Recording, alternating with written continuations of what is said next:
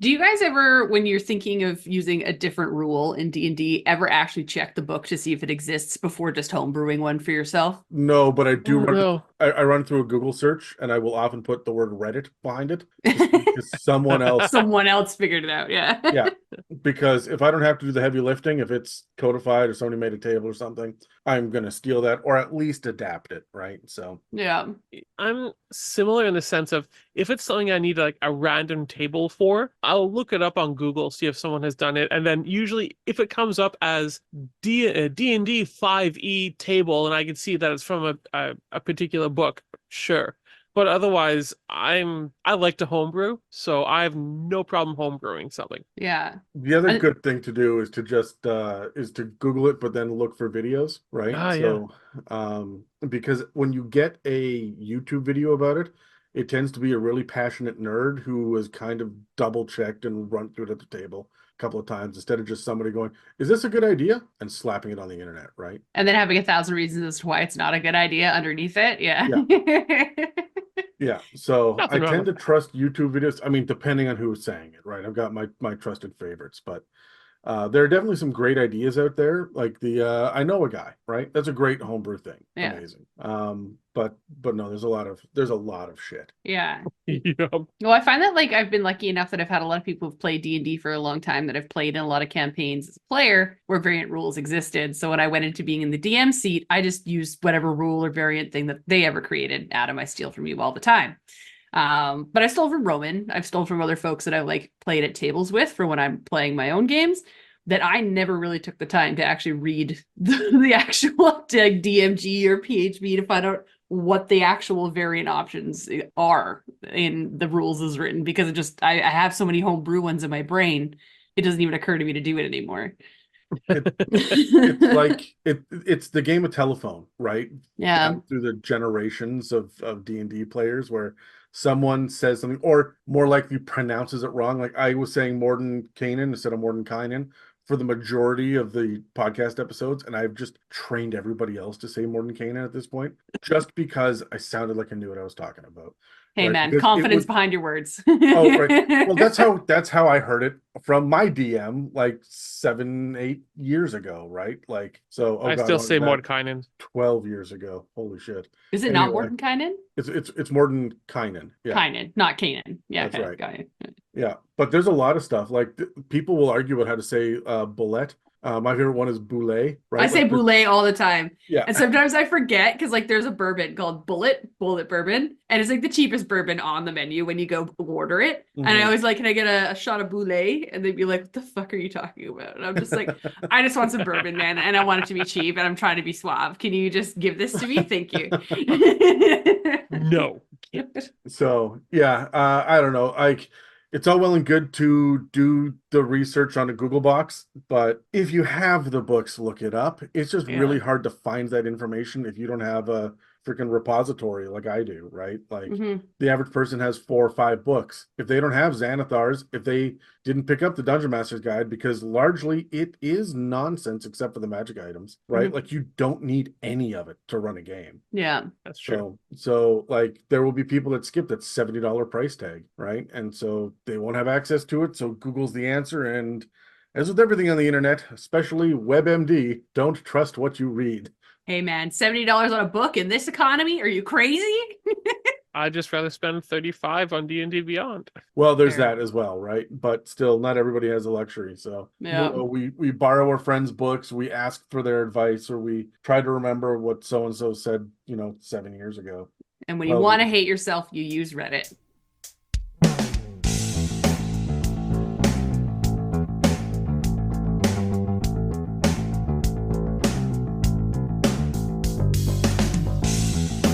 Welcome to the It's a Mimic podcast, where you never know what you're going to get.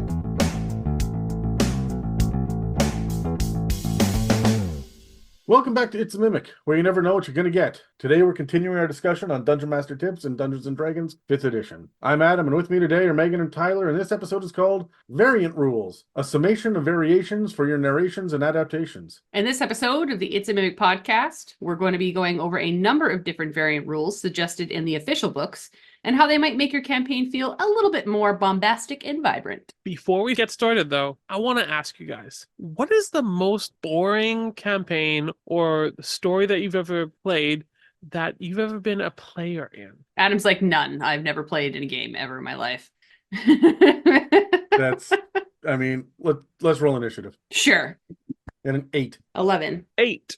Tyler, roll off. Ah, 16. 7. All right, Megan, you're first and I'm second, and Tyler is watching our asses from behind. Again. Fair enough. I don't really have like a story that was strictly boring, but I tend to like when I'm playing in a campaign or playing as a player, I tend to lose interest when I'm playing at a table with a campaign that's been running for a million years and I'm the new player at the table and I have no idea what's going on and there's legacy characters showing up and I have no interest in them whatsoever. And like that's what my brain tends to check out, is if I'm not as engaged at the table as everybody else with me is. But the storyline day to day tends to be good enough that keeps me there. But that's just when my brain checks out and I feel like I am getting bored, if that makes sense. Okay, I got to ask, because you were literally the one that walked into a campaign Yeah. with us, and Casey and Dan were already just like neck deep in it and clapping every time an NPC showed up. How rough was that? Was there any- It was there wasn't any that instance? bad for that one. It was like more like near the end when I was kind of like trying to figure out like what was going on like with the storyline, because I didn't really have that much of a back history of what was happening. But the entertainment that I made for myself when I was kind of like, I have no idea what's going on, is I made it a game with myself of how long I could survive doing dumb shit. And like my character, I think we made him at level 6 with your level 13, 14 party, was not Yeah. supposed to survive. No, And And he did. did. I don't know how you did it. Yeah, so that's what kept me entertained, is I made a challenge with myself, and then just like, I knew it was an emotional moment for those that were playing at the table, and so I was like, I don't want to take up space from them, and I enjoyed watching them because I was interviewing you guys as much as you were interviewing me. Yeah. What did you think of the sex scene with Dan and Terry? You know what? I was glad that it was like puppeted out with like puppets, like that really worked for me. Really kept me engaged. I just wish Visual they'd used their cues, hands that's what in it the is. puppet, right? Yeah, hand sock puppets. But yeah, I've never actually had a storyline that I was like, I don't want to be here and I don't want to listen to this. There's just certain things sometimes at a table that just make my brain check out, right? What about you guys? The last time that it's been so damn long. I've been a player, with the exception of one shots. I haven't been a player in 5th edition. It's since Curse of Strahd, way, way, way back in the day. Fair And cut. even then, due to my work schedule, I was missing 50% of the sessions, so I was just showing up to be the healer. I was there for the mechanics. But I think the most boring, the times when I'm most checked out, it hasn't have anything to do with the rules. It doesn't have anything to do with the storyline. It has everything to do with the dungeon master. And I don't mean like how good they are at painting a picture or how engaging they are if they do voices. All that stuff's great. But it has to do with whether or not they're listening to their players, and if they're just like, no, I need you to lose this check. So it's I know you guys are level 3, but it's a DC 27 wisdom check. Like, fuck it, man. You were just telling your story and we happen to show up to act through it. So I'm not here, right? Like I'm done. So I'm not a big fan of my precious character, but I certainly despise my precious story. Yeah, that's fair. I think for myself, it's going way back to, I remember playing a one-shot in 4th edition. And, I didn't mind it. But even then, I was always a person who liked story-driven. And we'd only got together for just a quick one-shot through a dungeon. And yeah, it was great combat. And it was fun. We had minis that we put together and it was great. I just found the actual playthrough boring just without the social interaction and without the that social pillar. It only had mostly combat and a little exploration. And so I kind of missed that.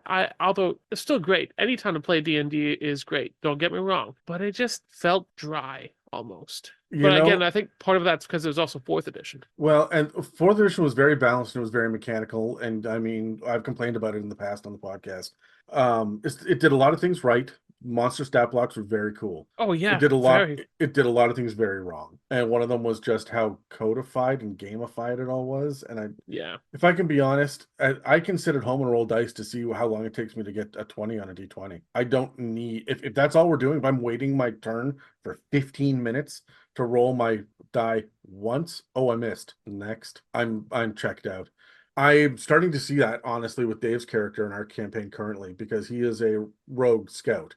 And his deal is he flies up to get out of danger because he's a fairy, and he shoots down and he hits or he doesn't. And he rolls damage or he doesn't. And then that's his turn. That's it. Like there's not a whole lot of dynamic interaction with the world at all. He's not a big role player. There's nothing to explore when you can just bypass everything, right? Because you can avoid the traps because you can fly.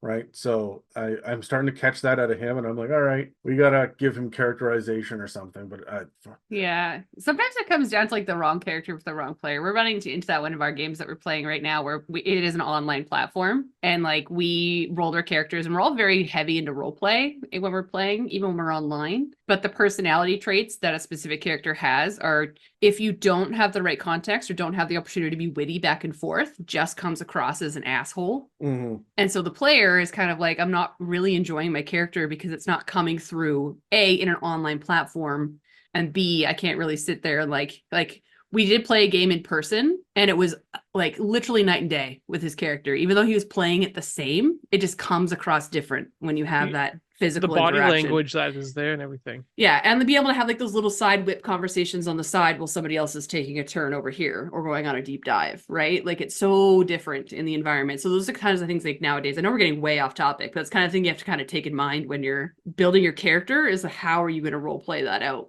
And maybe it does tie in because variant rules can help with that. But it very much ties in, because when we start to see the players get disconnected, the DM starts to look at what's wrong.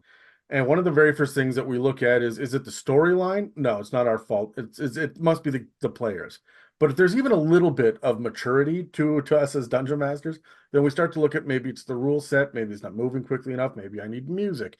And you start to get meta about it. And then you end up coming up with, well, if I change the reward system, what if I don't have silver pieces or copper pieces or electrum, and it's just gold and platinum?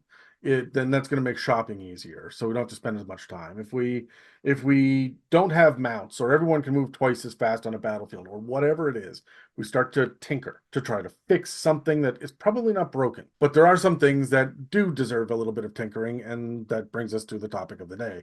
But before we complain any further about general campaigns, let's cut to an info break. We previously covered quite a bit in our discussion on Dungeon Master Tips in 5th edition. For all of those episodes and more, you can follow or subscribe at Spotify, Apple Podcasts, YouTube, and dozens of other podcast apps. And if you'd like to support us, you can donate through the website, check out our store, or join our Patreon and get access to other episodes and series. If you'd like to pay for some ad space on It's a Mimic, or just send a shout out to a friend, please reach out to us through our email and website that are listed in the show notes below. This week on the It's a Mimic Patreon, Bronze Young tier patrons and above are going to be able to check out the next episode of Legend Lore, where Dan and I sit down and talk about Strixhaven and the surprising amount of good shit that was in it. It's not for everybody, but it might be for you. On a more personal note, today, June 4th, 2024, is the day that Mieka and I take the next step towards actually being able to live together.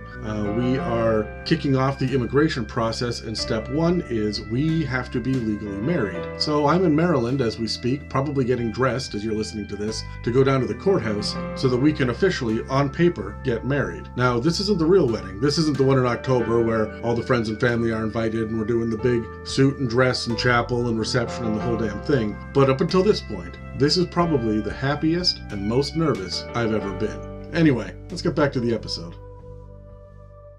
All right, so we've done a number of episodes on variant rules. We've talked a lot about player options and Dungeon Master options. We've gone on and on and on about kind of different environmental situations, the different role-playing opportunities. There's a lot out there. There's a lot. And we're clearly not going to go through all of the variants in the monster manuals because there's a lot. Every time that you get a bestiary, you'll end up with 3 or 4 little sidebars with variants. But I think we're coming to an end on our idea of overall variants for Dungeon Masters to dig through.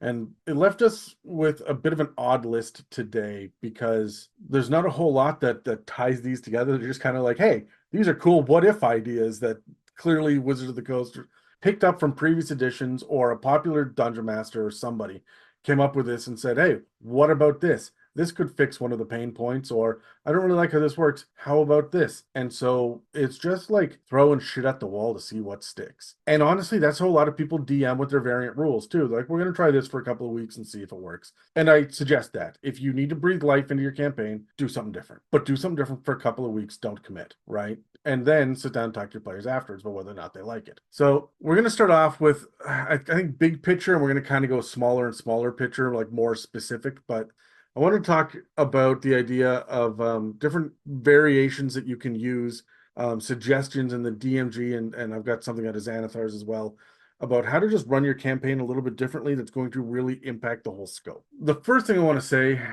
is, remember, Dungeon Masters, you have to communicate about it. Don't surprise your players with it. Let them think about it for a week or between sessions or something before you implement it, just so that they have the opportunity to look it up and to ask questions and to decide, outside of the peer pressure of having everybody look at them or vote together, whether or not they want to do something. So this is best done, any one of these things that we're talking about, this is best done outside of gameplay. Make these decisions and then apply them for a trial period. Now, we've talked a lot about sanity in the past, both the Madness tables and Megan's specifically. We have nobody could see the shrug, but it was really lost to the ether. We've had discussions on Call of Cthulhu, and exactly 100 episodes ago, Dan, Terry, and I covered Madness in episode 176. The rules are a lot, and we played with them in my last campaign, and it was intense, but not entirely successful. Before I go any further, Megan, how did you feel about the sanity scores that we played with last campaign? I thought they were neat. I enjoy a good like horror film, and I love a good, sense of dread and fear. Also, yeah, like I love adding little aspects to that piece. And especially when you're a good DM who's able to kind of lean into it with creative stories, it's like the things that you see, the things that you hear, and like all those kinds of pieces, right? I feel like it's a hard mechanic to use if you're not a skilled DM, unless you have tables and things like that that you can roll on. But I thought it was a lot of fun. I fell out of love with it pretty quickly. So Yeah. I eventually had to pull back from using them at all. If you remember, as things got more and more intense, we hit level 19 and 20, and the sanity of scores never came up again. Yeah. I thought there was just one more thing to track when we got to the point where things were popping off. You know what I mean? No, I was really excited about it because whenever you guys would fail, I had my own tables of visions that you would have, and they were all building towards a big theme, and I abandoned that because the issue is if your sanity drops to 0, you go mad and are no longer a playable character. You guys were all in single digits, like low single digits by level 18, and we started at level 13, right? Yeah. I actually remember having a conversation at the table once when we discussed where everybody's sanity score was, and we were like, oh my God. Like we all like as players, we started to panic. Like yeah. Yeah.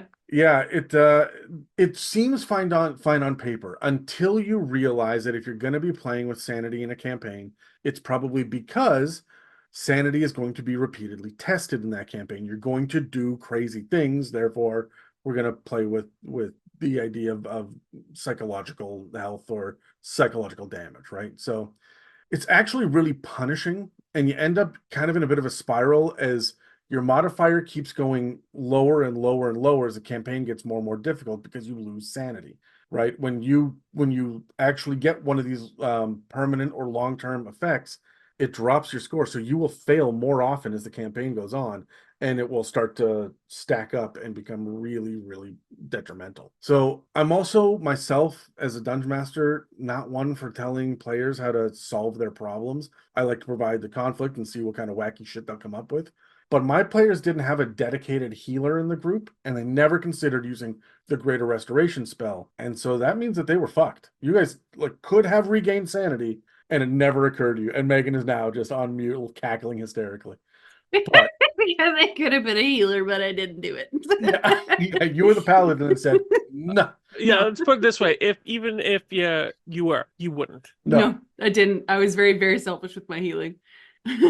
So one of the things that I didn't know at the time, and I do know now, is that there's a section in the DMG that kind of gives you a compromise or a half measure. Under adventuring options, there's a section that talks about fear and horror. If you want a mechanical consequence to characters being afraid, and you don't just roll out the frightened condition out of a monster stat block, and they go and they see some horrible thing like the house is burning down with their beloved whatever inside of it, right? This could give them fear. So what you do is you set a wisdom DC for whatever you deem is appropriate, and then you make them roll. And if they fail, it's just the regular frightened condition for a minute, and the player can re-roll at the end of their turn. But you don't need a stat block to trigger that, or an ability. You can just do it for the frightened condition. If you want the dawning horror of a situation to be reflected in gameplay, you can call for a charisma save at a difficulty of your choice. And if the player character fails that, they get a short-term or long-term madness. You choose from the tables on page 259 and 260 of the Dungeon Master's Guide. The difference here is that you never use the indefinite madness table, and there is no ability score to chip away at. And that makes these consequences a memorable, short or medium-term issue, and not a permanent, debilitating condition or the threat of character death as a result. So, wish I had known that. I would have played far heavier into the psychological aspect, without worrying about having to kill off these players that, I mean, by the time that they paint a mini, I start to feel guilty about killing their player character, right? Start to. I don't actually feel guilty. I just take a couple steps in that direction. My favorite was when we had our Halloween gathering and a costume piece was gifted to Terry's character and then immediately promptly died. Yeah. Yeah. Good times. But I do like the Best temporary case option. scenario. Yeah, but I like the fact that there's a temporary option. The fact that it's not like going to eventually zero death your character, but does add a little bit more to the story, right? So yeah, speaking of horror and despair, I want to talk about the Shadowfell for a second. So this is specifically important for Curse of Strahd DMs, Domain of Dread DMs like you, Robert, I know you're listening, Sigil in the Outlands DMs, and really any other Dungeon Master or Dungeon Mistress who likes to fuck around outside of the material plane, specifically the Outer Planes. The Dungeon Master's Guide has optional rules for how almost every single plane of existence of the Forgotten Realms affects the mortals that visit them in specific ways. So, for the Shadowfell, there is a despair. That's with a capital D because this is the actual effect.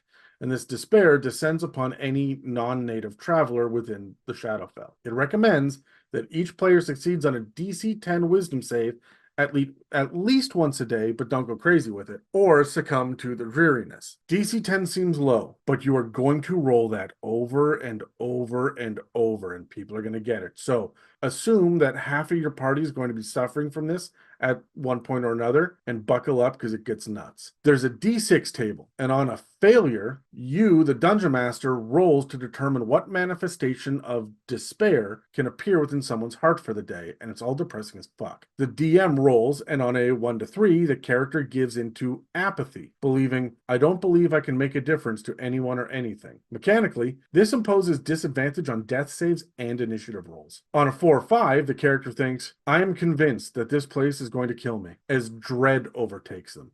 And all saves for that day must be rolled with disadvantage. All saves, including death saves. Ouch. And on a 6, the character loses touch with reality and has disadvantage on checks that use intelligence, wisdom, or charisma. So not saves, but checks. Every morning, the player can roll again to try to get rid of that despair, but the DC goes from the 10 before to 15 now because it's harder to shake off despair that's already taken root in your heart, which is fucking dark. Jeez. If a character rolls again on the table for some reason when they already have one, then the new roll replaces the old one. And the way out of this, which my players would never think to fucking do, is to cast a spell, Calm Emotions, or remove Curse with either the spell or some sort of magical effect. Then that ends the despair. But now you're taking up spell slots, right? So I know we covered some of these variant options for some of the Outer Planes. But I also want to point out that we didn't cover it in the Feywild because who's checking the DMG for optional rules for the Feywild? It's not something I thought would be in there. So anyway, there are two things for the Feywild. The first is that anyone who isn't Fey or has Fey ancestry has to make a DC 10 wisdom save. See, it's the same kind of DC 10, right? But this time it's only once when you leave the Feywild, and you either fail and forget your time there completely, or you succeed and you have at best hazy memories. Incidentally, asking your players to pretend to forget things that happened will confuse everybody. We did that with the False Hydra. Dan is still confused about what happened. The other option in the Feywild is a D20 table that takes the number of days that you've been there, and upon leaving, it translates them into being any amount of time between minutes or years have passed in the material plane. And you may have to make a deal with the Archfey to negate these effects, which means additional quests or things you don't want to give up. There are rules for all the other planes, but the ethereal plane, the astral plane, the far realms, and the inner planes of elemental chaos don't have these variants. So I thought those were really cool, but I think the Shadowfell one is punishing, right? Just you've got a 5 out of 6 like chance It hits hard. of not being a like disadvantage on death saves. Fuck. That's geez. Because thematically, and you have to look at your player and say your character is giving up, and that's why you're rolling like this. That's fucking dark. So that's a session 0 conversation before you start playing with people's depression. So there's also something in the back of Xanathar's Guide to Everything, which goes off about another kind of option, but it's not necessarily a variant rule. It's just a gameplay style that's recommended near the back of the book, and that's the idea of shared campaigns. The concept here is to take the weight of DMing off the shoulders of a single person. When you do this, you rotate the DM seat and make every session episodic instead of continual. So you're slowly unveiling a kind of tales of kind of story as people are just heroes conquering today's issue. It's less, Breaking Bad, where every single episode is just a part of a bigger story. There's more Xena Warrior Princess, where it's just random tales of, right? This also has the benefit of allowing player characters to ignore unresolved narratives or dangling plot threads when it comes to moving to another campaign. For the record, this is how a lot of D&D Adventure League is played. There's a code of conduct that's listed out in the book, and it's mostly common sense things revolving around respect and decency. I don't feel the need to go through them. You should be covering that shit anyway. It's just don't waste time and be respectful. There are hints around building your single session adventure, including how to design combat encounters and give rewards. And it recommends that you limit the player options to using only the PHB and one other book. And it recommends using the standard array for stats, which is the 15, 14, 13, 12, 10, and 8, and using only the starting equipment that the class and background give when they build a character. So it's very, very basic. It's not quite a pre-generated character, but it's very limiting. Only using one other book means that you're going to end up with something like Xanathar's, which has a whole bunch more subclasses, or Monsters of the Multiverse, which has a whole bunch of optional races, but not both. So everyone's going to have more options, but it's not the full picture. Overall, there isn't a whole lot of useful information for anyone who's been around D&D before, but I will say it's nice to advise new players on an alternative method of gameplay. But this really feels like it should have been included in the Dungeon Master's Guide at the very fucking beginning of the book. Like, hey, you want to do a campaign? Here's how. Here's one of the ways, right? So anyway, that's everything that we have for new ways to attack overarching campaigns. Let's grab dice and roll some initiative. I have questions. All right. Natural 20. I got a 6. I got a natural 10. Congratulations. Thank you. I don't know what to do with that, Tyler. You fucked up my entire brain. All right. You're welcome. So, I succeeded. You know how long it's been? Considering how many fucking dice I roll in this podcast, I never roll a 20. It's been a long ass time. Good job, sir. I only really roll 20s when I'm trying to grapple Megan in D&D. How dare you? So my first question, which I guess I'm talking to myself, is how do you feel about the rules for fear and horror? I like the half measure. I like it a lot. I like it way better than the sanity rules. The indefinite madness stuff is great, but it feels out of place for D&D. It feels really, really good for something gritty like Call of Cthulhu. It just doesn't feel right for Dungeons and Dragons. So I'm glad to get rid of it. And I'm glad that it gets rid of the death spiral that people can get caught in, right? Yeah, absolutely. Tyler, how do you feel about it? No, Megan? No, Tyler. Tyler, how do you feel about it? I had the natural 10. Okay. I actually really like this as a halfway point because I always struggled with the sanity rules, thinking, hey, this would be great. In fact, when I was starting our campaign with Strahd, I was like, I could put these sanity rules in here. I'm like, I didn't really love them. So the idea of having this fear and horror aspect, that's the halfway point. I think it's a really great way, especially when it comes to having your players be able to play it out and not feel such dire consequences behind it. Yeah, and it doesn't need to be the focus of every freaking episode or session, right? When they sit down to turn the corner and there's a beholder staring them in the face. I've never seen anything like this before. Their mind snaps a little bit. Sure, make a roll, but you roll once, right? It's not Yeah. something that you're like constantly hiding in the back of Continuously. the party because you only have 2 sanity left. Exactly. I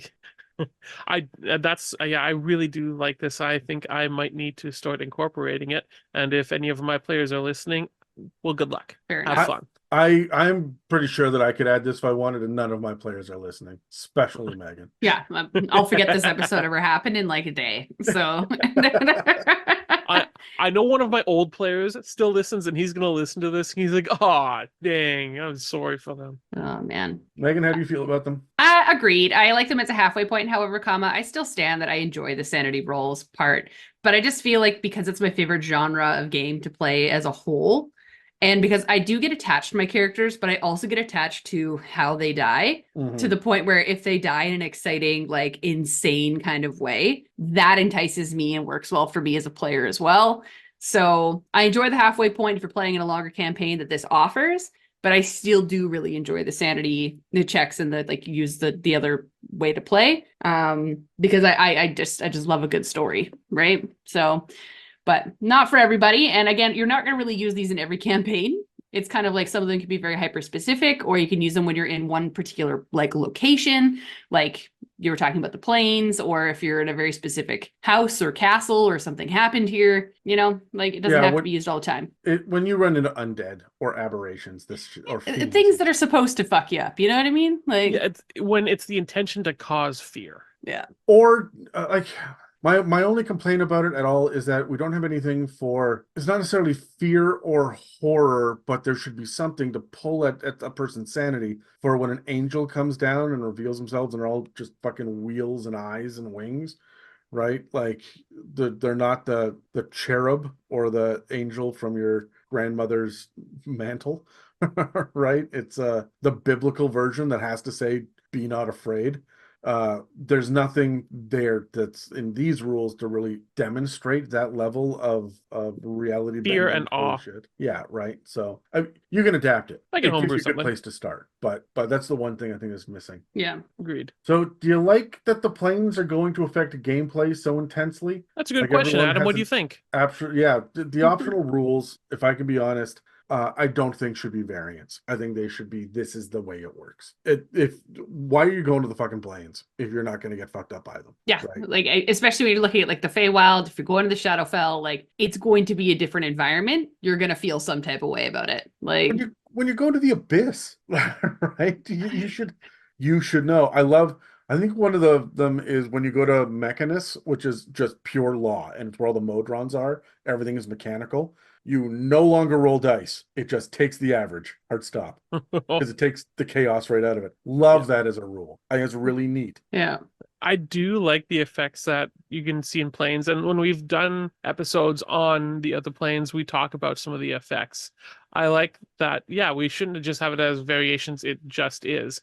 However, the rules that are in like for the Shadowfell, I find those are a little bit on the extreme side. And so, for example, when you're rolling death saves and you have a disadvantage, I'm like, that's a little on the harsh side.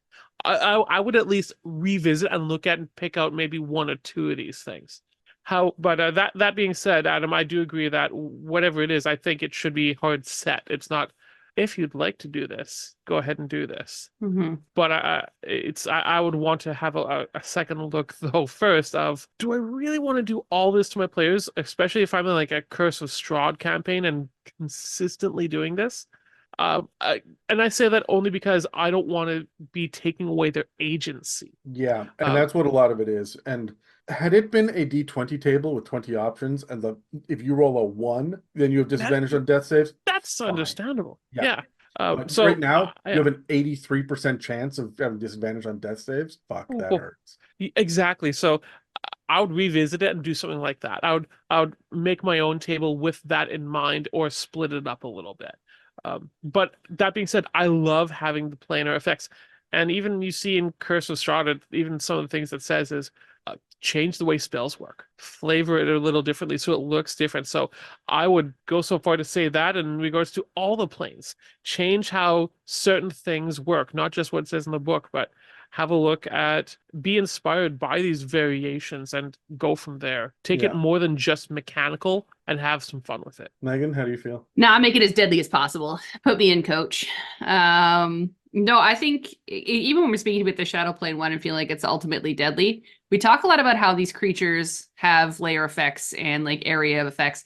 What the heck do you think a land filled with these creatures is going to do? Yeah. You know what I mean? And so I'm kind of like, if you're going to be going there and your team knows they're going there, like it's almost on them as players to do a little bit of research, gear up, and prepare for the fact that they're going into a zone like this. And then that can add like, hey, maybe you did some research. I'm going to give you advantage on your first couple of rolls or your first couple of days. You know what I mean? Until they kind of get used to the rotation of the world. Give them different ways to protect themselves. You know, like the whole point is the survivalist aspect of exploration is a big piece of D&D. And as much as we're afraid of punishing our characters and our players, I think that this adds a different level. So don't get me wrong, it's not for everyone. This is a game level, like a game zero conversation being, hey, do you want this to be a deadly game or do you want this to be just a fun exploration game? Right? But as I will always say, give me the deadly game. Have you ever acquired a sword named Tetanus? In real life? No, in your games. Or in real life, for sure. I mean, I've had a tetanus shot. Like, is that what you're... No, Dan has a cursed item named tetanus that he talks about like every 15 episodes that he's on. Tetanus has to come up. So Oh, Lord. yeah. Would you guys be excited to play in a shared campaign? I would just be excited to play. Let's start there. But honestly, this is not for me. I want the story. I want the emotional baggage that comes with the story. I need character development, and I need the shit I do to matter beyond the village was saved, on to the next village. And anytime that I get any sort of story that's an anthology like that, it better be fucking good like Black Mirror, and it better not be fucking bad like season 1 of The Witcher. Mm-hmm. Well, fair enough. I think the only time I would ever want to play in a shared camp, well, actually, I wouldn't even want to necessarily play in one. I would want to DM one. That is, every week I consistently am having new players that I can DM for. And so that it's not the feeling that they have to get into a whole new story. It's a matter of, hey, this is just something that we're doing every 2 weeks or once a month. And Right. it's essentially a new story every week. But that's not the deal, right? Is like you don't get to DM everything. You take your turn. Right? Yeah. Rules is written. Yeah. Rules is written. I don't know if I could take it. It'd be too hard. Yeah. Rules is written. I'm not a fan of it because, like, at the end of the day, we've all played campaigns in each other's worlds. Like, Dan's played a few games in your campaign, Adam, on his own, like, little one-shots on the side. I played many games in Roman's world that he built. Like, so we've all played campaigns in worlds that we've built together, but I don't think I could do one-shot episodes over and over again, rotating like that. It doesn't sound as emotionally investing. Yeah, it's not as appealing. Yeah. No, you know who this is for? This is for those I call them like career campaigns, where you and the guys after work every third Friday of the month sit down to play. Or it's a high school. I know that D&D is really popular in prisons as a way to engage people and let them experience things from other perspectives and whatnot. And so that feels like a really good way of doing this as well. And of course, Adventure League works. It's the official D&D storyline, right? And there are special rules for it, but like not my play style. If that's someone else's play style, more power to them. Yeah. Agreed. So that takes us away from my campaign variants. Megan, you have found some variant rules. I have. So as you mentioned, we're going to get a little bit more into the nitty gritty and a couple more detailed options. I'm going to speak more to around like dice rolls and different variants on how to make skill checks and things like that. But we're going to start with the initiative variants that are going to be as an option for players. All right, so first on the docket, we have what's called initiative score, which is similar to something like your passive perception. So instead of rolling for your initiative roll, it's going to be kind of like a passive initiative. So it's a 10 plus your dex mod. So this kind of lends more of a predictable initiative order because you kind of know what everybody's number is going to be eventually. So this just means your characters who have your higher dex mods are obviously going to be the ones that go first, which means your lower dex ones are going to be going last. So you can kind of have that predictability at the table and makes less rolls. So things tend to go a little bit quicker. It's kind of like the ins and outs of that one. Then there is It's almost like your DM can prep it all ahead of time. There are Kind other of. systems like that, right? Like Call of Yeah. Cthulhu is that way. Yep, your initiative is set number. Yeah. Yeah. So it's not the first time we've seen it in existence. The next one I'm going to talk about is called the side initiative, which is basically considering your players as one team and the DM's kind of horde as the other team. So what happens is a d20 is rolled by each side or each team, and whoever has the highest goes first. Then the players can take any turn order during their side's turn, and vice versa. So the DM, your horde, you can take, and all of your hordes can take whatever like turn order you want, as long as it takes place within your side. And once both sides have gone, the round ends. So you can have more than one side, shall we say? Like you can have 3, they just roll a d20 as well for their side. So obviously this allows for a lot more battle map planning, but in my mind also leads to, could potentially lead to like groups ganging up on things and not being able to have that mob control that you kind of would have in a little bit more of the chaotic way of doing initiative. And there's less option for rebuttal except for having your reactions. Which, to be fair, I think would get used more often in this version because they're almost forced to because they're taking on multiple hits, right? So anyone who has a reaction capability might use it more often than you would in a regular initiative combat. And then the last one for our initiative factors is called the speed factor. So this one is a little more complicated, so bear with me.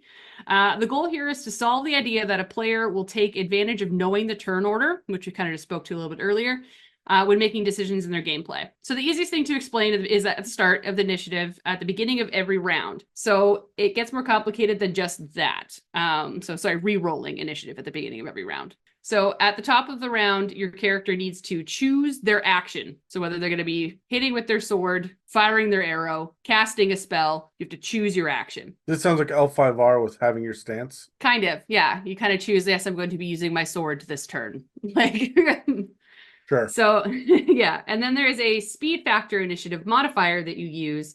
So depending if you're casting a spell or using a heavy weapon or even the size of your character, there is an added modifier that affects your initiative mod.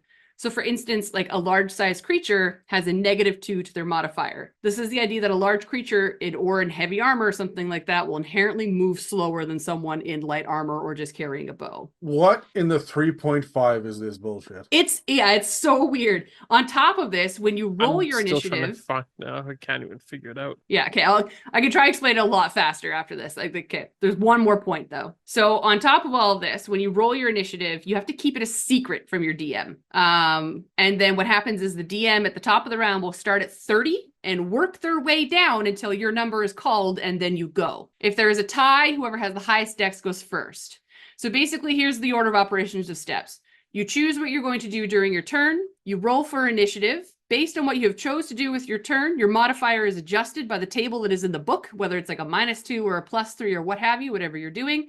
You roll your initiative, you keep it a secret, then your DM counts down from 30 until it's your turn, and then you go. If you cannot pop off the action you chose at the beginning of the round, you do not use your action. When you said speed, I thought we were going to be like, oh, it's going to be fast and it's going to be like meth. Yeah. No, this is Instead, you literally gave just us talking math. about how We went fast from- your character moves. From meth to math. And I'm not here for it. It's bonkers. You know what? I have to admit, I do think that initiative wasn't slow enough. Like, I'm a little upset that combat only takes an hour and a half instead of 4 hours, and this is the solution to that. Yeah, we figured it out, like Fuck. it's done. Whew. But yeah, so that is all I have for like the initiative side of variant rules. Again, some pretty good, some absolute bananas, but we'll go into a little bit more detail of our feelings a little bit in a minute here. My next thing I'm going to talk about is inspiration and variant rules around that. So this is one commonly used by DMs, and they tend to use it in different ways. I've seen DMs homebrew how they do inspiration. I've seen a million different ways.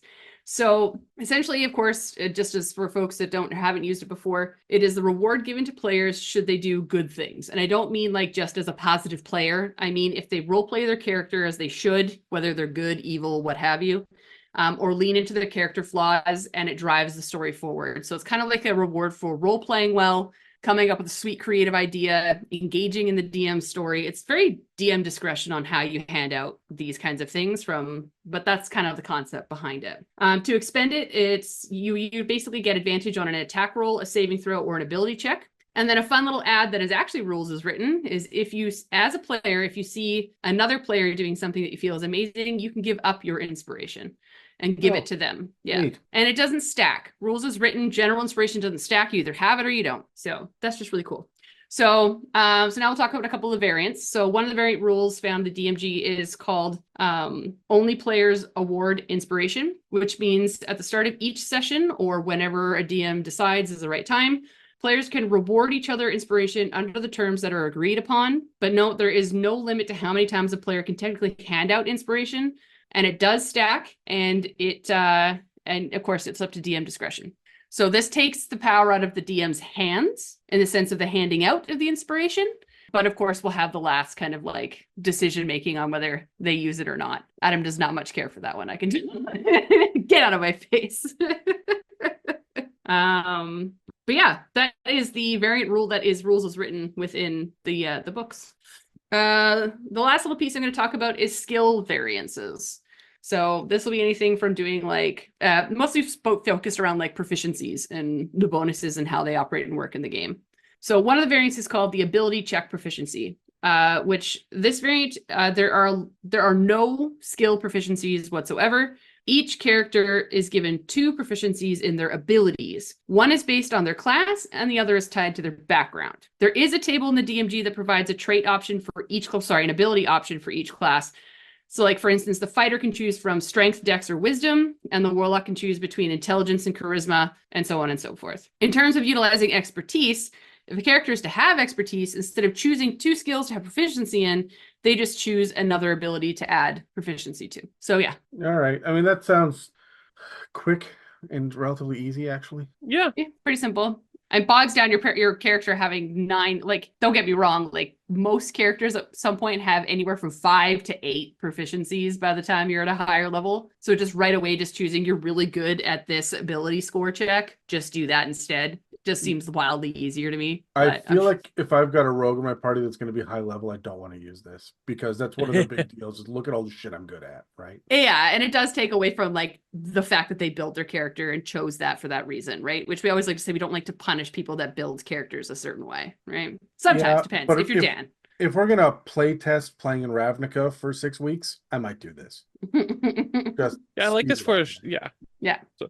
All right. Another proficiency option just comes around background proficiency. So that means there are no skill or tool proficiencies granted unless stated so within their education or their background. And only those areas can you add your proficiency bonus while rolling. So let's say you are an acolyte or something like that. You might have a proficiency in should you need to request refuge while in like a church or asking for help from somebody. You look like you're from the clergy, you look like a good person. You might have a bonus to your charisma check or to entice them to assist you, right? Just because of the look of you, because you have an accolade as a background kind of thing. So story driven. Story driven, exactly. It's all story driven and it's background driven. So it's rewards players who build characters with detailed backgrounds. So that's the difference between the characters that just choose one background, sit with it, and that's it.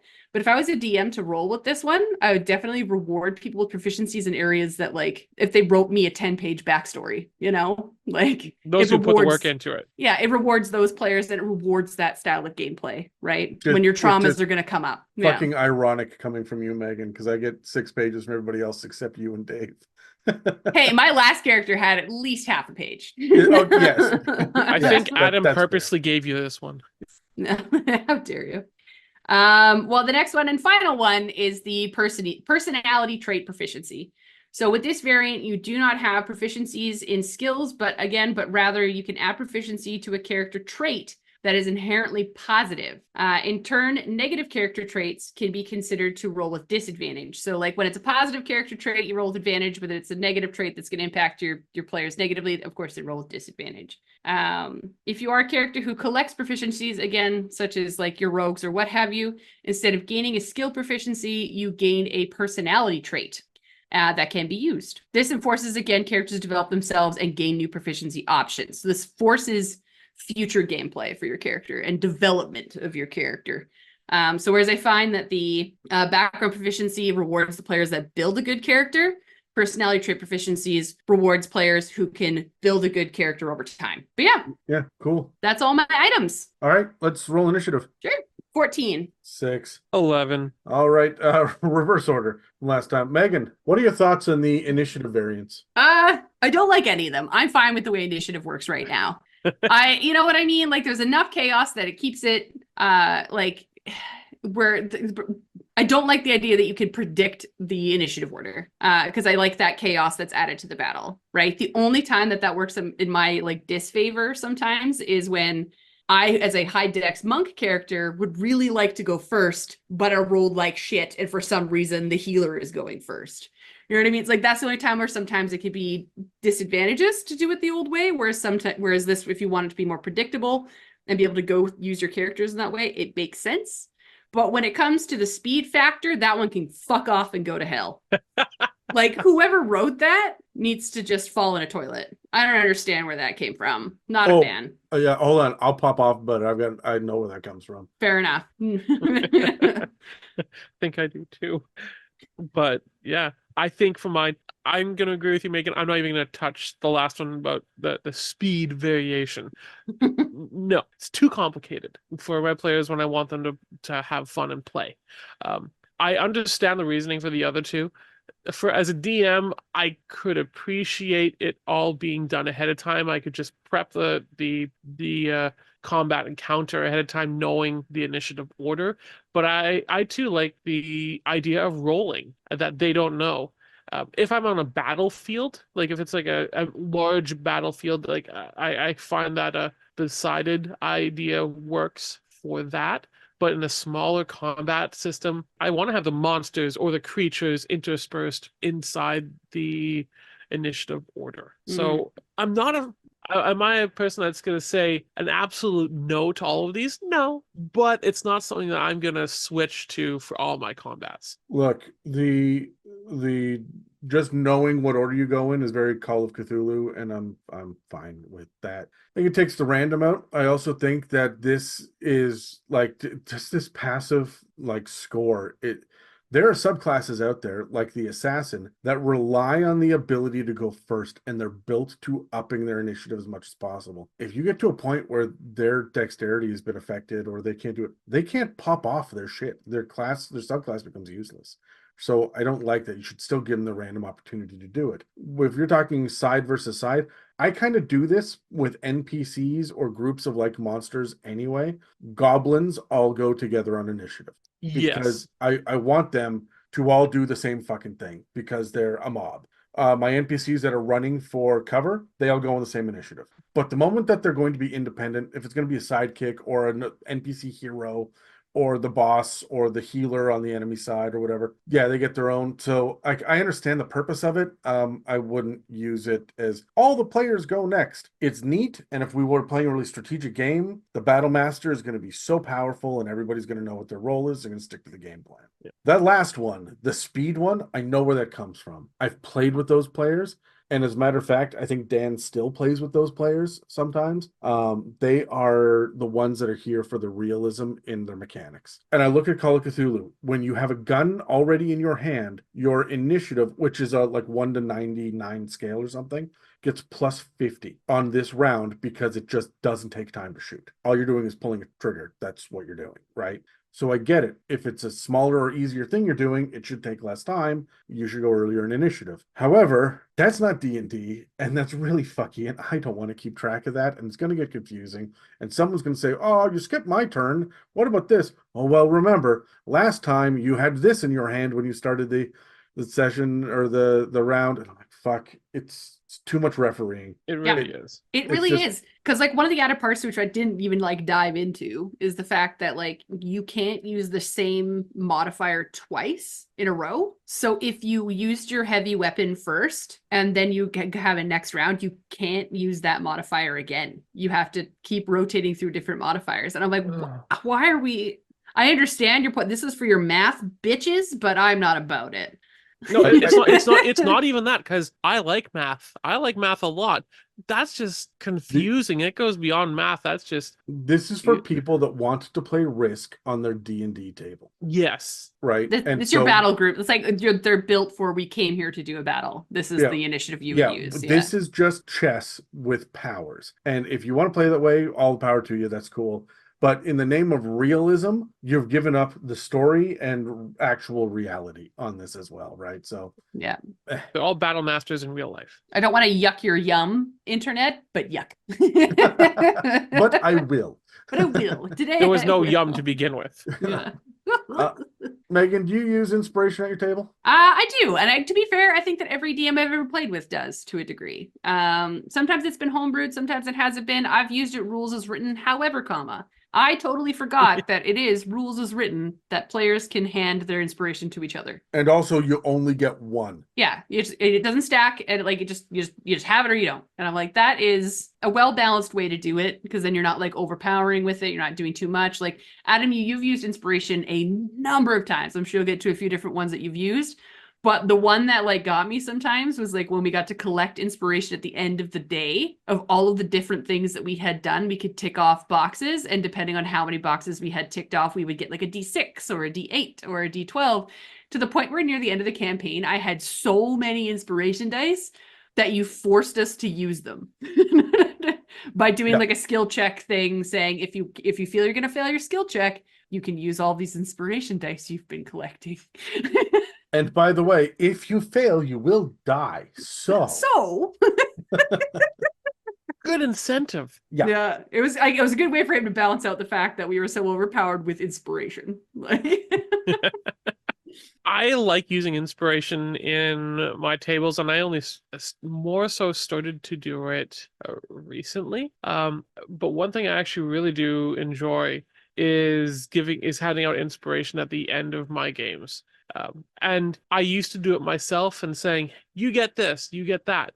But I also recently I really like the idea of them giving themselves, and it's out of my control. I just say to them, okay, time to hand out inspiration. Tell me why. And I think it's a great idea, and then they can use it and then during the next session. Now, I personally, I don't cap it, meaning they only get one. If a person at the end of a session wants to give a person one, and then another person wants to give the same person an inspiration as well, they've got two. I'm not gonna, oh my gosh, no, you have to give it to somebody else. No, they all felt that it's out of my control. If that's what they want to do, go right ahead. Yeah, Yep. it's kind of like the balance. They did something crazy cool. Yeah. Yeah, it's kind of like the balance in between the new variant rule and like the current rule, right? Like the DM can reward inspiration, but the group can also reward inspiration, right? Yeah, and that's what I tend to do as well. I don't do it as much, nowhere near. I still like to hand out inspiration for something that, you know what, that was a very creative use of a skill that only you have. Thank you for using it. Here's an inspiration for you. So the way that I did it, which I found was really well balanced, was, and just to be completely open, we're not using inspiration right now in our campaign. I just stopped doing it altogether because it was, I don't want to say abused, but it was saved up. So it was saved up a lot in the last campaign, but one of the things that I did was I made it so that you could only have, like my first adaptation after learning that was, you can only have a number of inspiration dice that are equal to your proficiency modifier. So you only get 2 or 3 or 4, depending on what level you are. Additionally, I like it when the players hand them out, but they have to have a reason and it has to be connected to it. And it's not a generic inspiration die. It is, I really liked how you role played this one thing, or I really hated how you broke your thieves' tools and jammed the door shut. We couldn't get in there. So here is, and the way that we phrased this was, during the next short or long rest, your character goes over to theirs and has a little conversation, either congratulating them or saying, hey, maybe next time try it this way, and you get an inspiration die. That way, you either focus on the thing that they comically got wrong or that they did really, really well, and you reward them for it. Yeah. This also means that multiple people are going to look at one player, and this happened to Megan all the time. Everyone's like, Megan, I really liked when you did this, and someone else, Megan, I really liked when you do that, and so Megan gained 3. Right, and then there would be 2 other players at the table that didn't get any this time. But if Megan had, a proficiency bonus of 5 and she got 3, she can't hoard it, right? Yeah, And I have to use it. Yeah. or choose to replace one of the ones you already have, right? Yeah. So, and then one goes to waste. But the thing that we did is we didn't just have generic inspiration dice, and that's what most people do, is you can use this on any check, on any save, on any attack, but we specifically said this one is for stealth. This one is for con save. This one is for an attack with your bow, right? And that meant that there would be really specific instances that would encourage people to do things they weren't good at, or to do things that they were always good at, and they would lean into their archetype. And that's why I liked inspiration. Yeah, my favorite ones were always like when it was the heavy armored character fucks up the stealth roll for the day. Yeah. And then like my character go up and be like, hey man, like next time try walking with your marshmallow feet. You know what I mean? And then they get a bonus on their next time they try to do a stealth check. My Like- favorite one beautiful. was Dan, who was a rogue, rolled a nat 1 on a stealth check, and everyone turned to look at him like, you're the loudest one here. You are the fucking rogue. What are you doing? And so that session, of the 3 other players, every one of them gave him advantage on stealth checks in the future. And he like, but the first thing was like, thanks, yeah, I deserve that. Second was like, fuck, you guys are beating up on me. And the last one, he was just hanging his head in shame. I will never fuck up again. I am so sorry. So That's okay. There was one where like my monk didn't land a punch. And so like 2 or 3 people were like, here's an advantage on an attack roll for the next time, because clearly you just need to work on your aim. You know what I mean? Like, yeah. and it made for a lot of fun engagement at the end of the day. It also forced us to recap the goddamn story at the end of the day, which is what I found very beneficial in that, right? Yeah. So now let's look at the skill variants here for a second. There's the ability check proficiency, background proficiency, and personality trait proficiency. Megan, which one's your favorite? Out of all of them, I like the background proficiency one, just because again it rewards players starting off the game with something solid and solidified. Forcing your players to make something. And I would almost, as a DM, be like, you get an extra proficiency if you can think up another reason why in your backstory you would have one, right? And that would kind of enforce them to like make things that connect to the story. You can start the story off with a very strong background, like all your players are in it at the beginning. Right. So that's my favorite one out of 3 that I might engage in using. I would agree for the background proficiency, because I think players should be rewarded for the amount of work that they put in. Now, mind you, I don't think people should be looked down upon because they haven't put the work in. Obviously, I think there's a base level of here's the proficiency that you will get. But if you put in the extra work, there is a possibility to get extra proficiency because of the work that you have put into your player, Now, I don't want to make anything game breaking, but I like the idea of there being a slight reward. I'm gonna say, look, there's a place for each of them. The ability check proficiency is good for short, like one-off sessions or new players or play tests. The personality trait proficiency is neat, but is really meant for heavy role playing. Yeah. If you're already sitting at a table with a bunch of theater kids, this is going to pop off nicely. Yeah. But the background proficiency, I really like it, but I have found that it is going to create a very slight, and it might not need to be corrected, a very slight imbalance as far as character strengths go. Yeah. Now, not all subclasses are balanced, not all playable races are balanced, and not all backgrounds are balanced. So you already deal with this to some degree anyway. And frankly, having proficiency in history is not going to make a big deal. But I might want to limit it to some things so that the big ones, your stealth, athletics, acrobatics, perception, these ones are not available for you to just gain this proficiency in. It's got to be one of the medicine, nature, arcana, one of those that people survival, right? So survival, sleight of hand. Right, let's get sleight of hand for people besides rogues and bards, right? So I will say this: if I'm going to use the background proficiency, I'm going to do it in session 1. As everybody sits down, we've done session 0, they've gone away, they've polished the characters up, they come back. I can say, okay, cool. Everyone is going to get something here. Work together to come up with how your narrative is intertwined. Here's the setting, the world that I'm going to give you. This is the square one we're starting from. Work together, build a reason, and make it why you all came to get together in the first place. And it's not necessarily why you joined a guild or like why you're all best friends. Why are you all in this tavern, right? What kicks this campaign off? Your reward for working together before this even starts is, from a meta perspective, earn your background proficiencies. You have half an hour, go, right? And this is going to get all of my players, again, my players are all friends. We've all been sitting around the table now for a long time. So you guys are going to work together well, right? Not for everybody. hope. And I honestly, if I don't use any of these skill variants, I don't care. The proficiency or the skills are fine the way they are, right? I want gather information, but other than that, I'm fine with the way the skills work. So anyway, Tyler, you've got a list of some options as well, and these are more mechanical things, not necessarily on the character sheet, right? But just additional features to add, kind of like inspiration. Kind of like that, or alternatives, I would say. Sure. And yeah, let's just go through a few of them, because some of them are rather interesting and some are just okay, all right. But the first one I'm going to look at here is speaking of proficiency. Proficiency usually in standard gameplay is awarded based on level. You either get a +2 or a +3, +4, all the way up to +6, depending what level you are at. So it's a standard, straight off, no ifs, ands, or buts. That's what it is. A variation to this is, instead of having straight up proficiency, it is using proficiency dice. So instead of getting your +2 to proficient and something you're proficient in, you would instead roll a d4 and you would add that d4, whatever it is, to your roll. And the way it goes is anything that's usually a 2, you roll a d4. If it's a +3 proficiency, you roll a d6, and so on and so forth. You just double it. That's what the dice roll is. So it could be really good. It could be not so good, but it is essentially you're giving an additional dice roll, a possibility of something that's way above what it could be, or something quite low.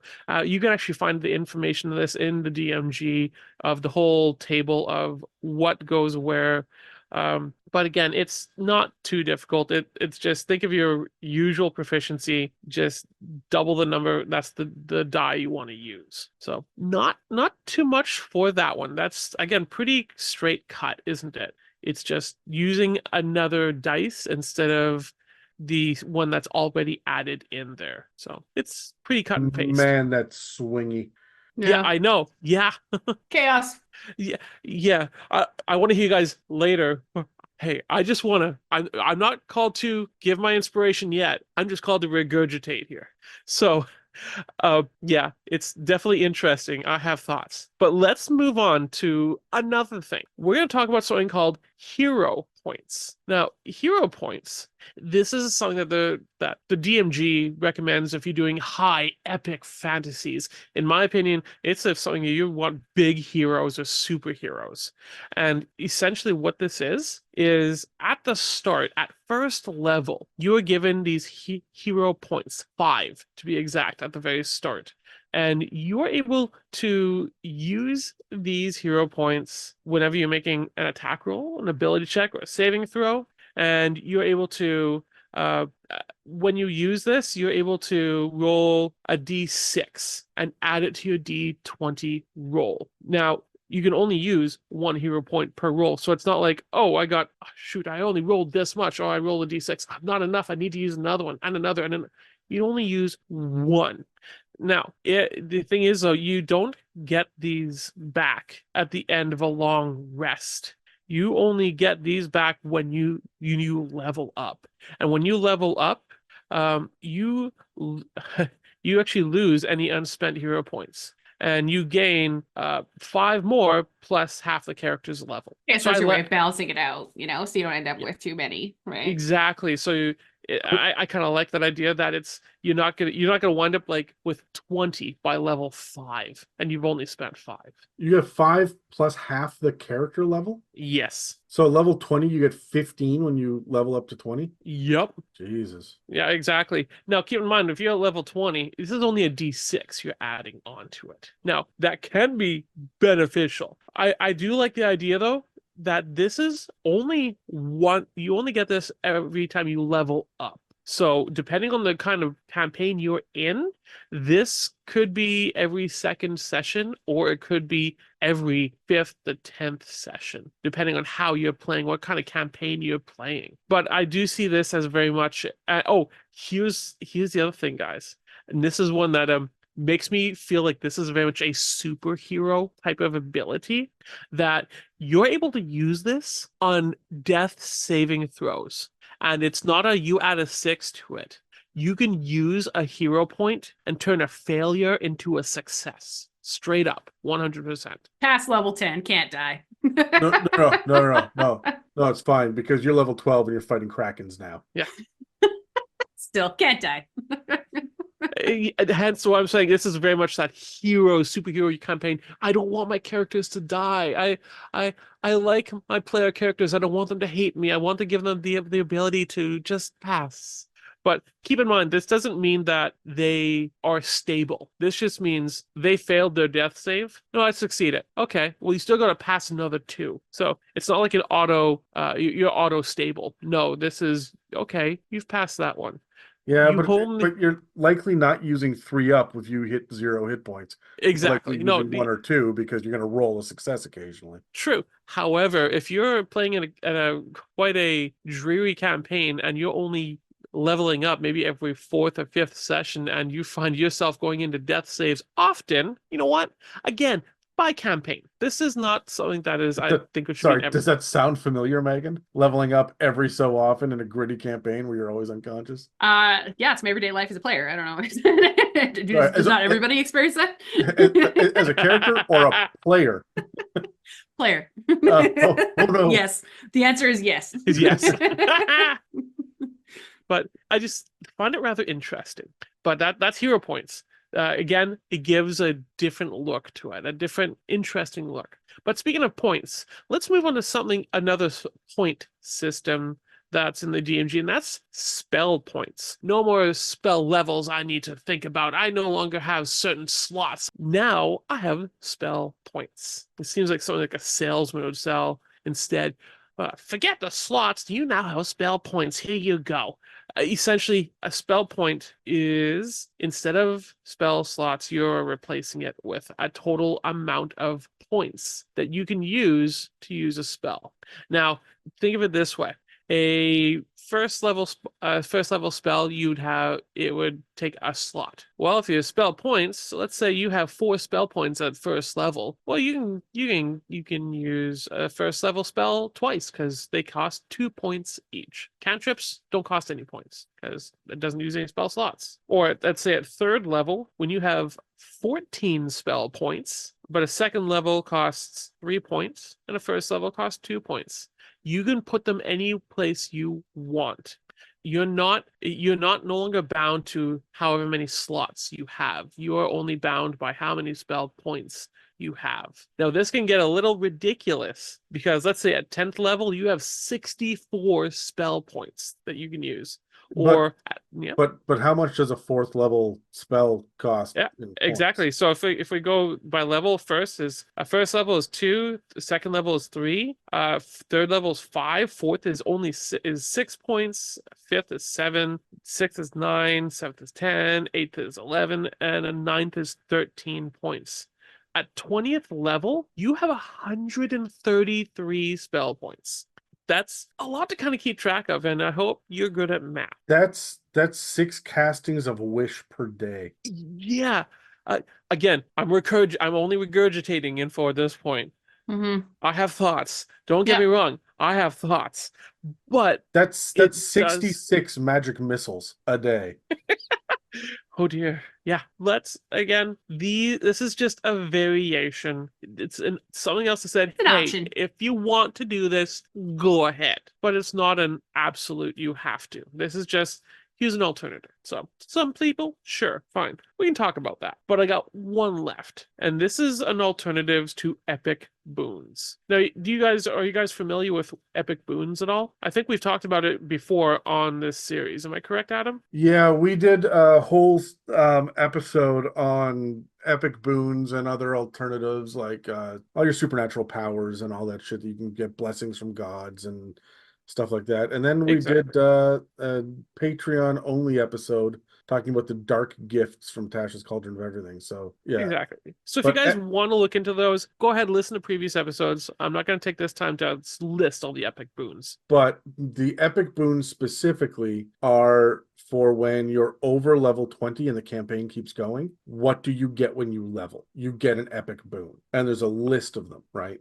Yeah. Well, I have here, according to the DMG, you're only granted an epic boon when you reach level 20. That's when you get an epic boon, when you reach level 20, according to the DMG. Now, the alternative to epic boons in this, what they're saying is instead of getting an epic boon, when a character reaches level 20, they can increase an ability score by 2 or 2 ability scores by 1 each. Does that sound familiar at all? It's Oh, I wish the internet could see our faces sometimes.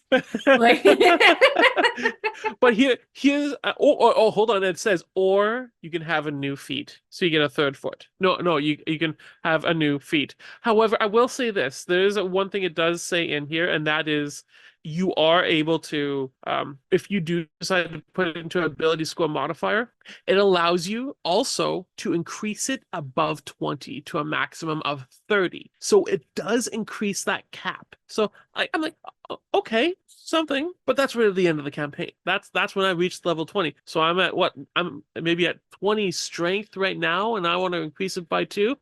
Yeah. How am I going to get them up to anyone near 30? I can go to max 22 now. Okay, sure. Great. Thanks. But this does actually provide an option for continual leveling. If you're playing past level 20, you can just keep going, and it does increase the maximum for that stat up to 30. So if you do get to, let's say, level 24, and you're going to increase ability score again, well, this one can now go to 30, or at least you can continue going on it. So I can see some use for it, absolutely. But why wouldn't you take an epic boon? But again, that's just what an alternative they have given is. Sorry, I'm looking something up. Just give me 1 sec. I was like, Adam's worries. dumbfounded. I think is it because you're thinking that you get epic boons past level 20? In my research, I did not see that. No, you're right. No, you're right. It says at the beginning of epic boons that I'm going to quote it verbatim out of the DMG. This is one of these things that's just, it dents my brain. An epic boon is a special power available only to 20th level characters. The next paragraph. Epic boons can also be used as a form of advancement, a way to provide greater power to characters who have no more levels to gain. So that would be level 21. Yeah, and it's yes like, and no. So yes. And it says every 30,000 experience he or she earns above 355,000 experience, which is level 20, right? So yeah. So it is the advancement. Beyond that, we just don't call it. There's no level 21 that doesn't exist. Yeah. So you can gain all this list of epic boons or these alternatives. So ability score improvement or a feat. That's wild. So in essence, instead of gaining every 4 levels, you could do it every level if we were to label it as such. Yeah. Let's grab dice. I have Yep. questions. Got an 18. 16. 2. Good for you. All right. Thank you. Talking to myself again. Would you ever change the proficiency bonus to proficiency dice? Fuck no. No, I would not.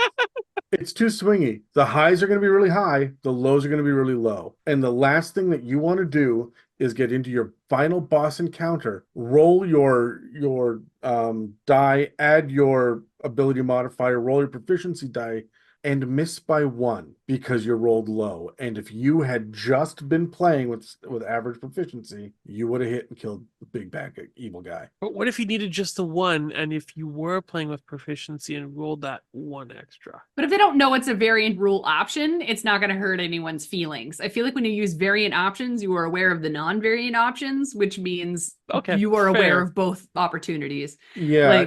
The totally disappointment is bigger in the other direction. You haven't lost anything. No. Right? Like just by going with the standard. By opting to do it differently, this is also going to blow up in your face. Speaking as a dungeon master that likes to control the numbers a little bit, that runs the math in their head ahead of time, if I need there to be a big epic fight, and I don't want these guys who could in theory be rolling 26 on dice instead of normally a d20 plus their regular proficiency modifier of 3. I'm going to sit there and go, well, I can't have this end too quickly.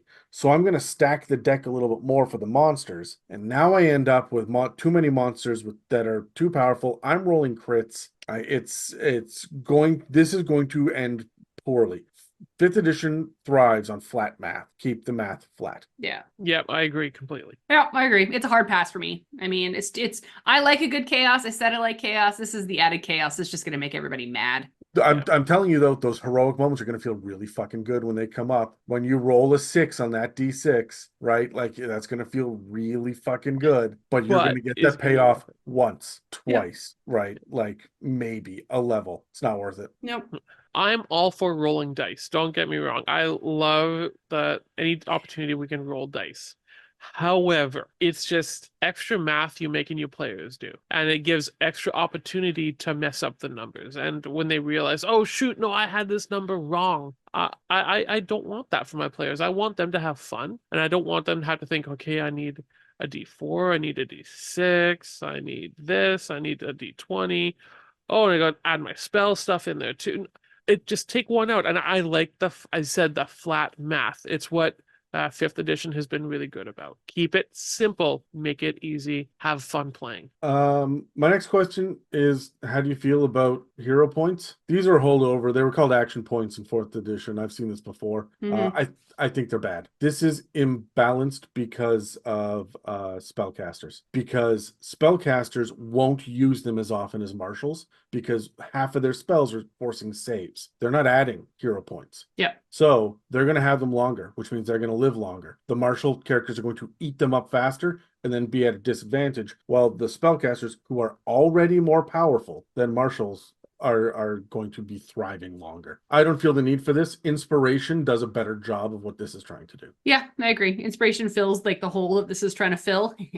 But at the end of the day, I also want to point out that I feel like it just takes away the realism and the fear of death in this game, especially because you can use them on death saves. That to me was the final straw where I was like, nah. Like it was one thing for a few of the other variants to like offer it every once in a while as a perchance, but if you actually had a pool of I will live, like you will be less invested in your character's survival, like we have 1,000 other ways to do that with barbarian subclasses and orcs that can pop up with one more hit point, and there are ways to do this. Twilight cleric is close enough that you get temporary hit points even though you're making death saves. Like you can still have those big epic moments without this, in my opinion, breaks the game. Yeah, don't like it. Pass. I don't like it. I would not use it in any of my campaigns, but I do see the point to it in the sense of if I was making a campaign where I want to make it near impossible for my players to lose, like a one-shot type of thing, and they are superheroes and they are meant to stay alive and all that. This I could put these in. I'm not saying I would. I understand the reasoning behind it.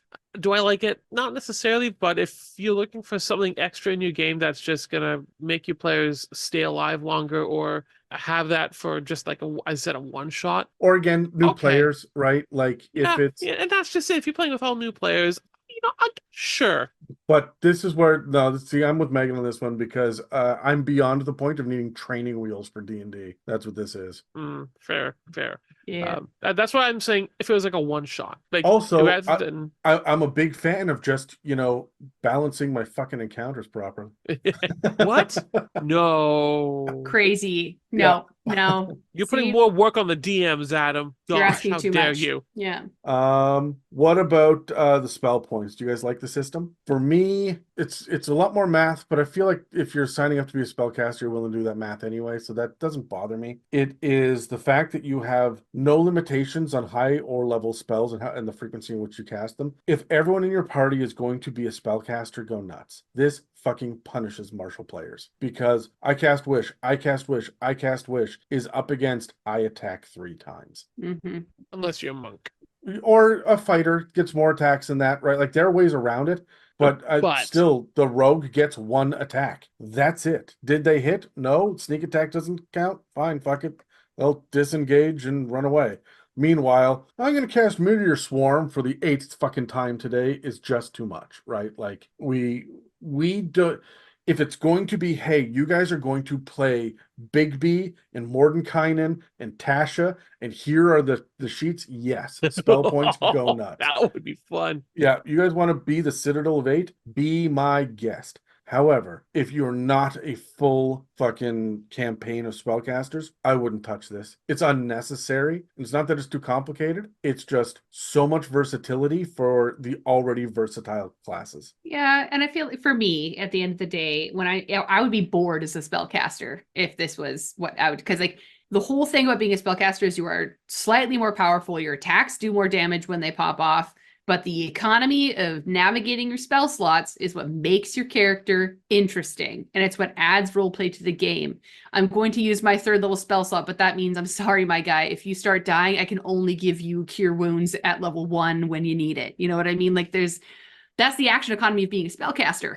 Yeah. So you're taking that away when you use this. The only time I would ever think of using this when I was trying to figure out what kind of method would it's if I was having a wizard's battle and I was just like, use your spell list. You have 150 points. Have at her. You know what I mean? Like yeah, if you wanted to replicate that scene against Lucifer and Sandman, or in Sword of the Stone with the wizards going off against each other. Yeah. Like that would be badass because it takes away the action economy of having to navigate your spells and just makes you want to pop off as much shit as you can. But it's a different type of action economy.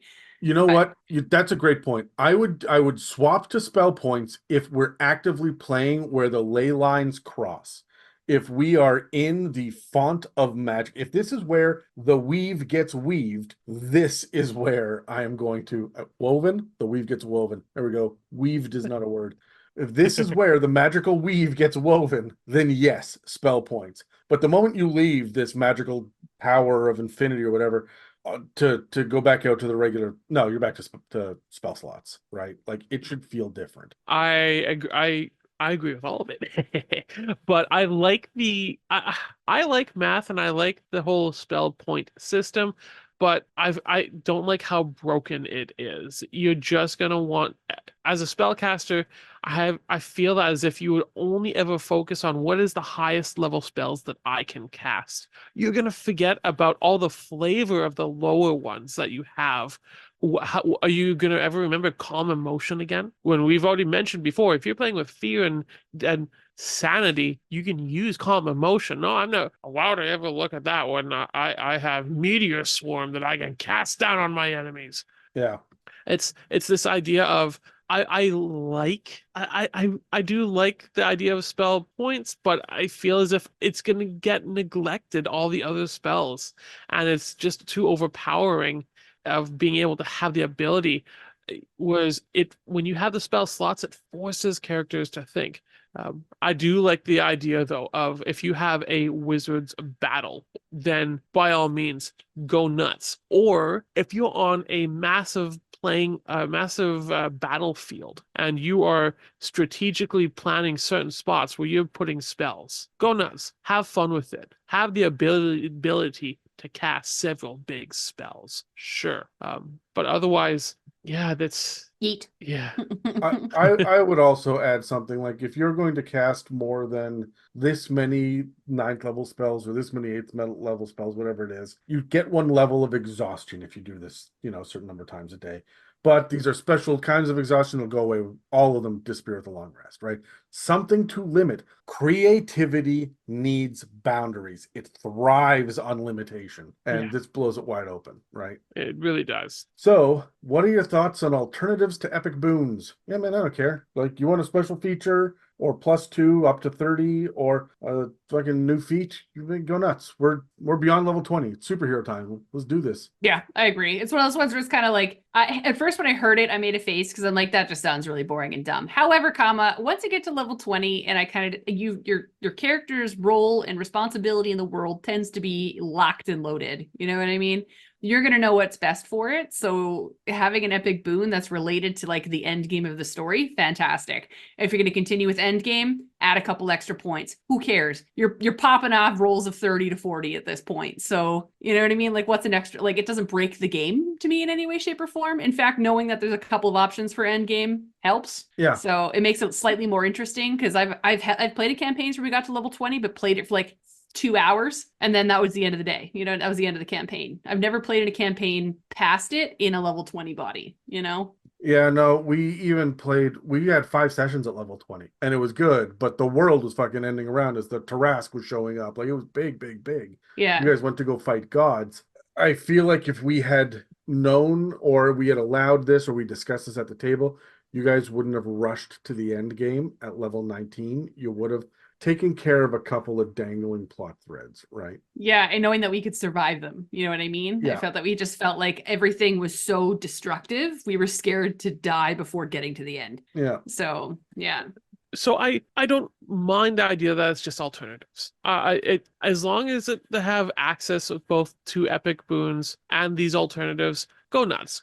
Go hog wild. Doesn't really matter because you're past level 20. If you want to have that feat you've never had before and always thought about, sure, go ahead. Or if there's no epic boons on this list that really interest you or your character's development past 20, fine. Go ahead. Yes, take a couple abilities. Take an ability score modifier. Sure, that's you've earned it. You're past that point. I've never really thought of going past level 20, but hey, this gives that option of how to do it, how to become even bigger, badass superheroes. Also, go ahead. Yeah, also this is less of a issue than the others because not many campaigns even get to level 20. So this is going to be rare. It's going to be hyper specific. And again, once you get to that level, a couple extra points is not going to break the game. Yeah. So Yeah. You think if you raise it by 2, that adds a 1 to your modifier. Like, yeah, it's like, again, congratulations, you're probably rolling on average 30. So it's like I'm more interested in the feats than I am in the ability scores. Yeah, exactly. Yeah. I'm also interested in the epic boons because those are pretty cool.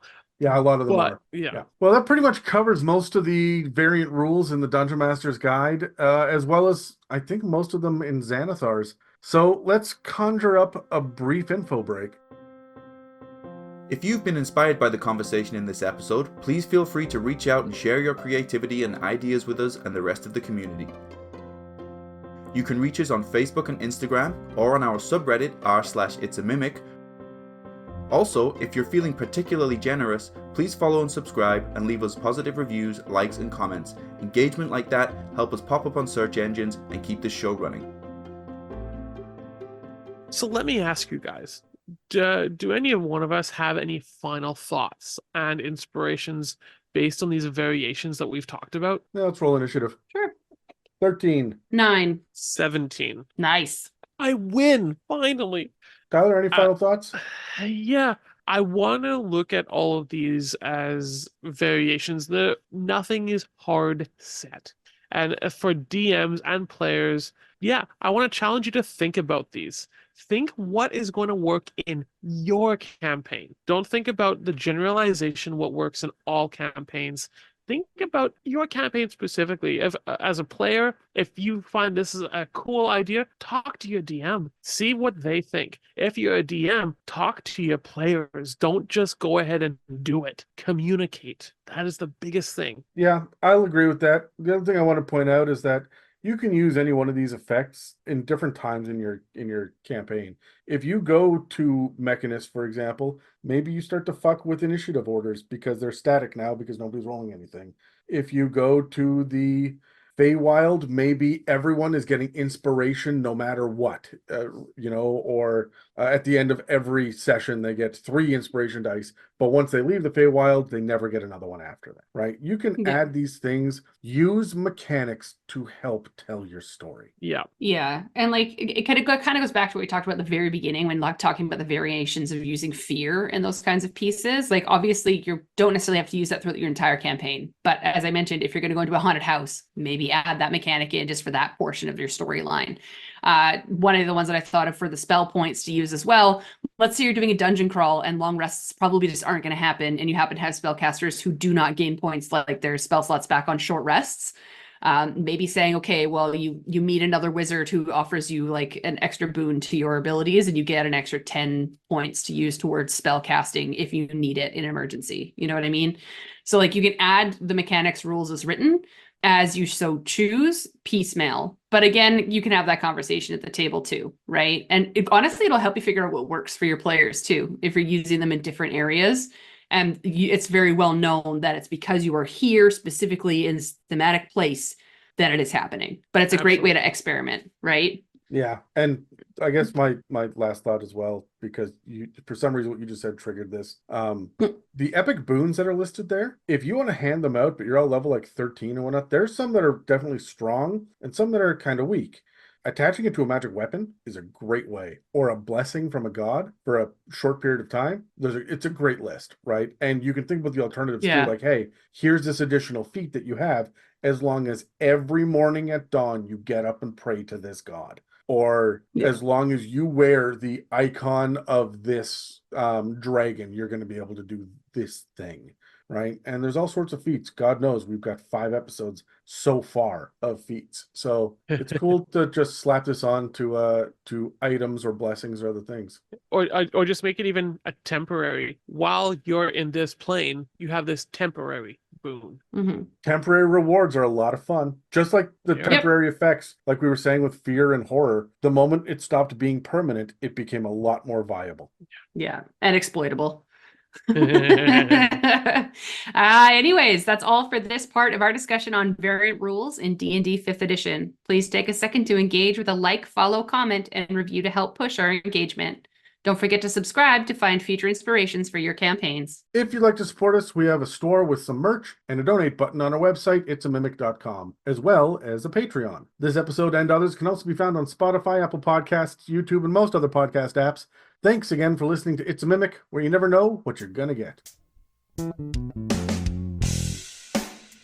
This has been an It's a Mimic production. Please check the show notes for this episode to see links, time codes, and credits, and don't forget to reach out and share your own inspirations.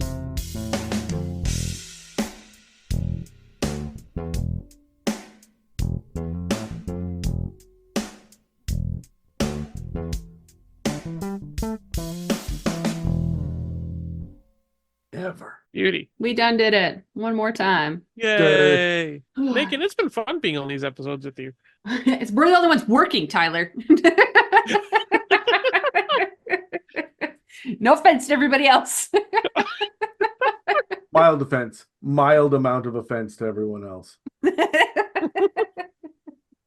No, that's fair. I get a couple of weeks off because of my vacation in March. So I've got 4 hosts right now that are on temporary hiatus. yeah. Uh-oh. We're skeleton crew at the moment. Sorry, skeletal crew. Yeah, thank you for the correction. That's how you say it. Yeah, we have another one next Tuesday. Yes. And then oh yeah, I was like, why is February 14th not a recording day? I'm like, oh yeah, because it's Valentine's Day for those people who have partners.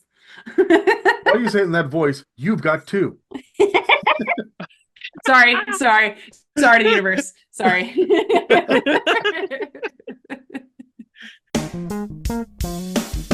want to have a Momo break? Momo, come here. Oh, no, hold on. He's just going to run away 1 second. That wasn't even a Momo break. That was Megan opened the door and kicked at something. What? We didn't even get to see Momo. You didn't pay the cat tax. No, I kicked him out. Literally, I saw you scoot him with your foot. Just because he's very hesitant. He's a very timid boy. So when he opened the door, he's like, and I'm just like, get. Mama, why? Get out. Just no. No. So one of the first variants and options that we have for when rolling initiative is what did I write here? Something. It looks like a grocery list. Okay, no, it's because I added way too many tabs Mandarin, in here. Yeah, okay. Yeah, Mandarin. I don't add Mandarin oranges. Get out of here. Fruit? No. I'm gonna die of scurvy. Come on. Yeah, you didn't let me finish. Mandarin Look at how weak I vodka, look. Feeble. Orange right. schnapps. Yeah, that's. Yeah, there you go. Okay, see you next time.